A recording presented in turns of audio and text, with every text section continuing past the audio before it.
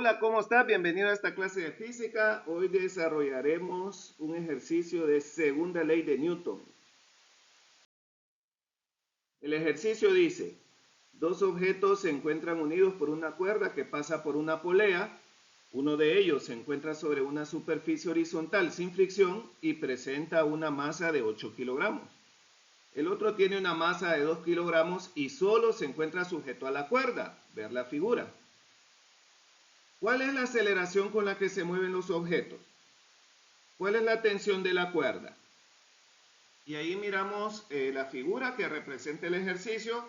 Aquí hay que tomar en cuenta un par de condiciones. Primero, que la polea no presenta ningún tipo de fricción y, y que la cuerda no tiene una masa considerable, una masa despreciable.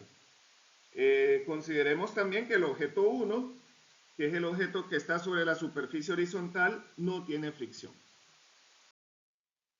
Muy bien, aquí está la representación del ejercicio. Vamos a considerar que el objeto 1 es el objeto que está sobre la superficie horizontal y el objeto 2 está sujeto a la cuerda. Del lado izquierdo vamos a trabajar con el objeto 1. El enunciado dice que tiene una masa de 8 kilogramos. Por lo tanto, una de las primeras cosas que podemos hacer es calcular el peso. Recuerda que el peso es el producto de su masa por la aceleración, la gravedad. En este caso, 8 por 9.8 es 78.4 newton. Ese vendría a ser el peso. Más adelante nos vamos a dar cuenta que no necesitaremos el peso del objeto 1, pero es un dato que es bueno tenerlo a la mano. En el caso del objeto 2, su masa es de 2 kilogramos y el peso pues es el producto de la masa por la gravedad. 2 por 9.8, 19.6 newton es el peso del objeto 2. El siguiente paso que podríamos dar es diseñar el diagrama de cuerpo libre para el objeto 1.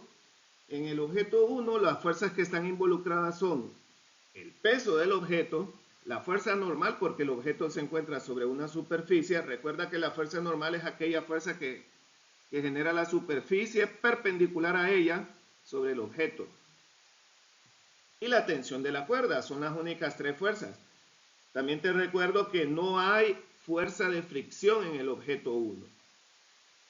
Y para el objeto 2, las únicas dos fuerzas que están involucradas son el peso del objeto y la tensión de la cuerda.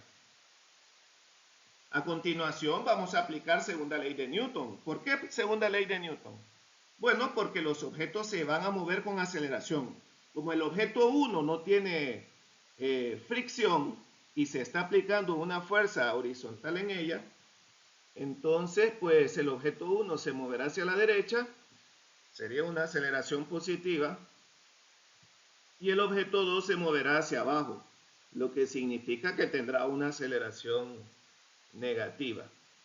Entonces empezamos con el objeto 1, analizar la segunda ley de Newton en el objeto 1, aplicando segunda ley de Newton sobre X. El objeto se mueve con aceleración de forma horizontal, representado en el eje X. Sumatoria de fuerzas en X igual a masa por aceleración. Aquí analizamos solamente el eje X y la única fuerza que está en el eje X es la tensión. Sería igual a masa 1 por aceleración. De esta ecuación, el único dato que conocemos es la masa, que es de 8 kilogramos. Nos queda una ecuación con dos variables, la tensión y la aceleración. Pasamos a analizar el objeto 2, aplicamos también segunda ley de Newton, pero sobre el eje Y. El objeto se mueve con aceleración constante de forma vertical hacia abajo. Entonces el análisis es sobre el eje Y. Las fuerzas que hay sobre el eje Y son la tensión, que apunta hacia arriba, menos el peso, por eso es negativo, que apunta hacia abajo. Atentos a este detalle porque la aceleración es negativa. Recuerda que el objeto se mueve hacia abajo.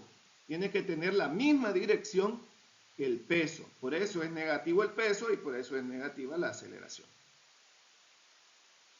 En este caso, pues conocemos el peso, que es 19.6, el peso 2, y la masa que es de 2 kilogramos. El signo lo ponemos al inicio, de manera que la ecuación queda como T menos 19.6 newton igual a 2 kilogramos por A.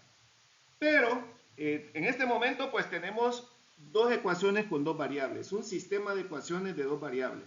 Matemáticamente tiene solución.